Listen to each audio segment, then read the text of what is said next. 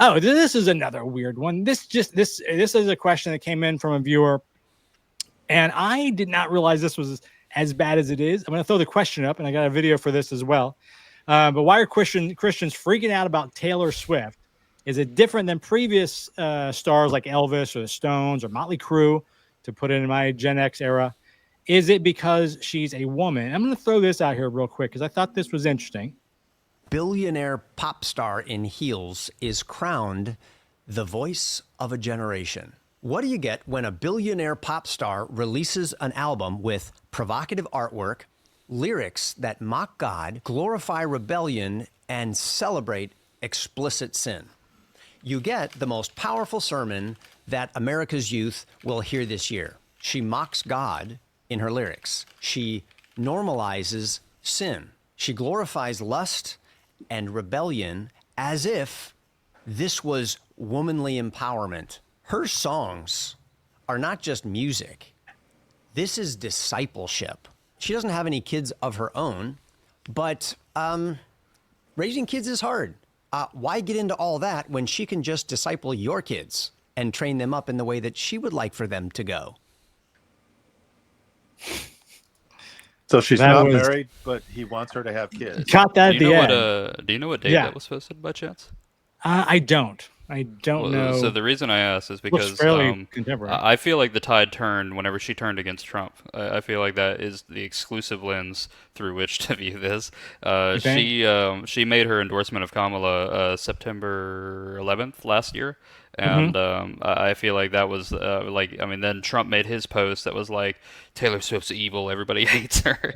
And then the whole MAGA and religious world warped around to fit that opinion. So you think it's just sheep being sheep? Absolutely. No, I think there also is the fact that she's a woman and a successful woman who speaks her own mind.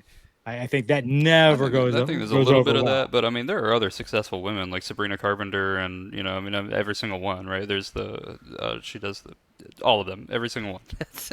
But do you think her level of influence? I mean, she's obviously, I like her music. Actually, I mean, I'm not her target audience, but I like her music. It's fine, and she's a pop star, like every other pop star that's come before her. She's a pop star.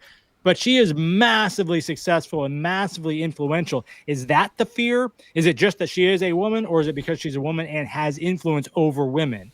Largely, her audience is both. It might be a little bit of betrayal because she used to do country music. And I think for a long time, nobody knew what she was politically because she stayed quiet on it. And so I think people just assumed she was a kid, though. She was like 17, right? When she first came out with her first big song. Well, no, I mean, even late. That Kamala endorsement was very, very, very late. I mean, she didn't do anything for Joe Biden during Trump 1 or in 2016 I don't know. or anything like that. No, I mean, she was functionally apolitical before the Kamala endorsement. Okay. So little bit of betrayal, almost 99% Trump, though, I think. Well, also because she's now marrying a football player, she invaded the manosphere too. In the eye of the NFL. Yeah, I agree with that. Yeah, I did see that. So remember, it was 2 years ago, whatever. There was some sort of bizarre if she was going to have somehow sort of influence over the Super Bowl, and if the Chiefs won, then that meant Biden was going to. I was like, what the hell kind of Ouija board is this craziness? And then, of course, he didn't win. I can't remember if it was over that or if it was basketball, but I remember Biden did she was dating, what's his name? I don't even know. It was Kelsey, right? I think Kelsey Biden did a tweet after the Super Bowl, and it was like, that was just the way we screwed up. Yeah. It's a very. I didn't know this was a thing. I mean, I knew people didn't like her because there's always someone who doesn't like her, but I didn't know that this was that was Kirk Cameron for Rat. They probably doesn't know who that guy was. That was Kirk Cameron. He's another Gen X. He had a big TV show back in the 80s or 90s, whenever that was at. So he was a very well known. We all knew who Kirk Cameron. We watched his show growing up, and then he flipped and became like super religious guy. But he came out. I think he always was. Well, I guess it's the time true. he was on the show. He came out. You're right. Yeah, as a matter of fact, what was her name? Tracy Pollard, that played his girlfriend. He got her fired from the show when she posed for Playboy. I remember that. Now that you say it, I do remember that. So yes, he was always behind the scenes. He was a pain. If you're religious, there's nothing wrong with that. He's also. There was another clip I was going to play in an earlier one of our shows where he and that's the guy's name. It's Ray Ray something. Comfort. Comfort, right? The Australian guy, right?